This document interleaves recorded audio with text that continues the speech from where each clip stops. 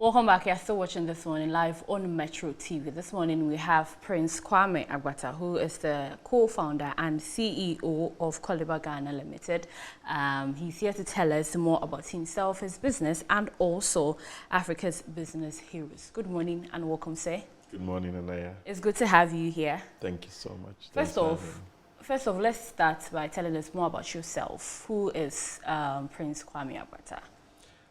Thanks so much. So I started off as a software engineer.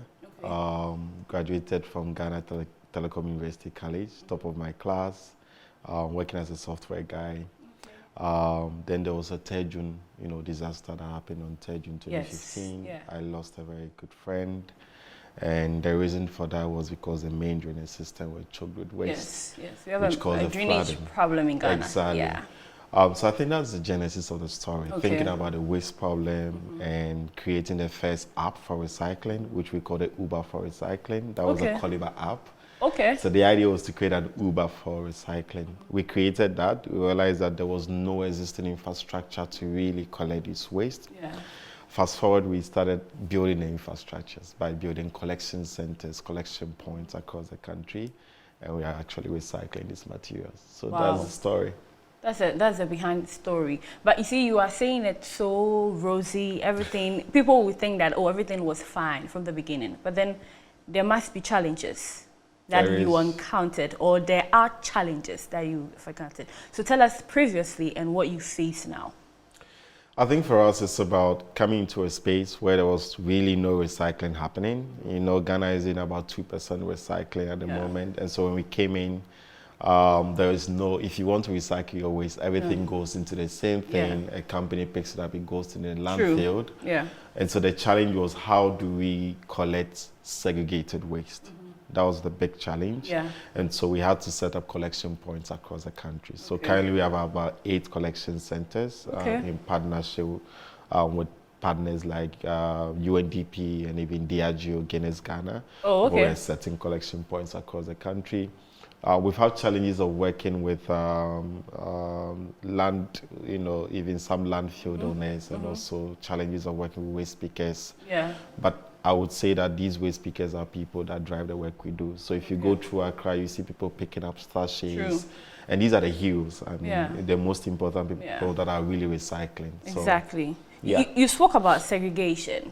After segregation, what about the dumping sites? How easy was it for you to get a particular place? So we're sourcing materials from 3 ends. So at source, which is people segregate from their homes, they bring it to our deposit center. So a deposit center is just a 40-feet container that is recycled, solar powered within the communities like Okrobite. So we have 8 communities in Accra. You walk in there, drive there, whichever. You just see it on the Google map, take it there, it's weighed. And then you get a food item or you get cash incentives. So we're encouraging people to really segregate and bring it to the recycling points. The second option is landfill aggregators. So there are waste pickers in the landfill, right, that are actually sorting those materials. Yeah. Once your materials get there, if you don't segregate them, it goes to the landfill. These people sort them out, and then they bring it back to us for recycling. And then we have also individual pickers that move around the communities, also aggregates them and bring them to the center.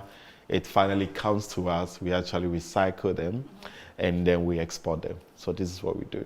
Wow, that's a lot. So when you do that, I'm interested in the recycle part. When you do it, when you put it through the recycling part, what are some of the things you make out of it? Or you don't make anything out of it? So we came into the space picking plastics nobody was interested in. Yeah. So you see sachets are already picked, but nobody was picking the, your Vortic bottles or Belacqua bottles. Yeah. So when we came in, nobody's picking, nobody's even recycling anything in Accra or in Ghana. Yeah. We pick them up, we bring them to our facility, we crush them, we wash them, we dry them. It's a whole processing activity, and then we ship them to the UK or to Europe, where they use them for making clothes. So polyester, the Chelsea t-shirts and all of those stuff are made from plastics.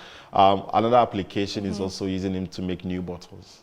So our clients True. are making new bottles Yeah. or making clothing from these materials. From the waste. You're doing a good thing. Thank you. Let's come back to the fact that you completed and you, like you mentioned, you graduated top of your class and you were also selected among the top 20 for the Africa's Business Heroes out of 21,000 entrepreneurs across Africa. I mean, you've been doing good things, but when this popped out, how did it make you feel? I think I felt more humbled. I think in that sense, again, for every award we win, it's the impact on ground by the way speakers. Yeah. And I keep saying our employees or our employers are the heroes. speakers. Yeah. These are the people that are on the ground. The rain or shine, they are picking up plastics in the landfills. They are the people that bring the materials to us for us to recycle. And I think these are the real heroes. And when we came in, the recycling rate was 2%. Currently, recycling rate is 12%. And since we started in 2017, so I think that is huge progress. Yeah. And we cannot do this without, the work of the pickers on the ground. So I would say people should respect those people. They are very important heroes as well. I mean, there are so many people that were selected. You are doing an amazing thing here in Ghana. Others are also doing that. But what do you think made Prince Kwame Agbata stand out to be able to get that?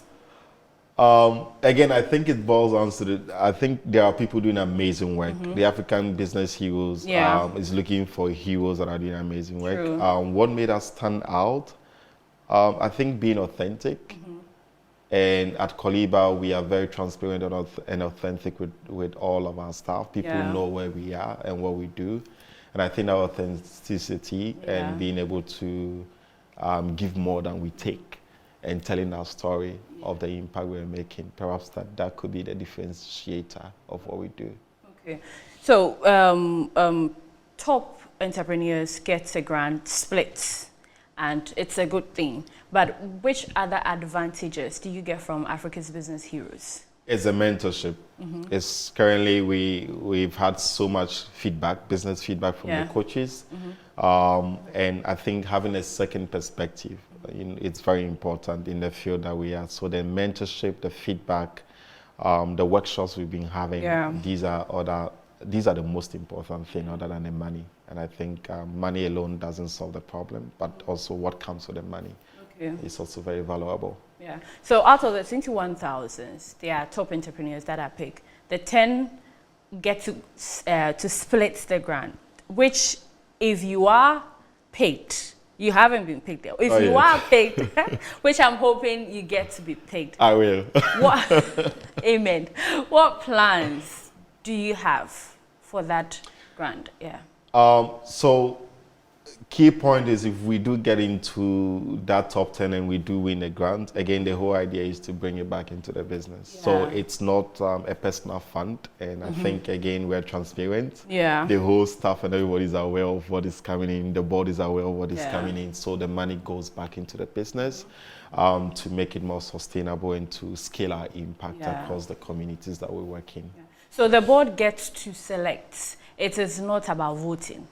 It's about your work being appreciated, right? It's about pitching. Okay. It's about getting your models right, your financials right, and also understanding how impactful and how scalable the initiative is.